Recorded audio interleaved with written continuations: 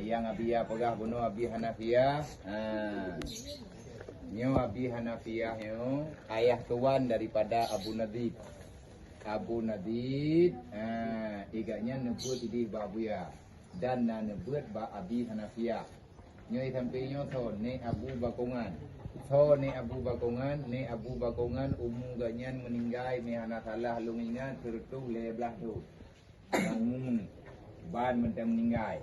Igaknya Mbak Tho nebut awal beliau nebutkan Mbak Abuya, tapi waktu Abuya kan nawa di Mekah, beliau niat buat Mbak Abuya, Abuya niat buat Mbak beliau. Dua ni ikrar sebagai adik kakak. Jid saudara. Nyo Tengku Syihabuddin nyo Abu Kemala kuburan di Medan. Gebuat Mbak Tho ipa Mbak Abuya. Olehnya nyo Abu Nadid Tho Tuha dua ni Tuha Abu Kemala. Abu Nadid nebut idi Mbak Abuya. Nyo Abu Tanah Merah.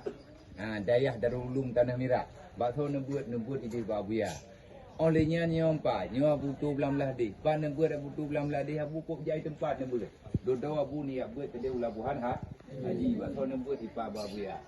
Olehnya nyo Abu Abdul Wahab. Nyo so kayaknya nyo ayah daripada ayah tu gini. Ayah tu nyo ayah. Dua ni sahabat.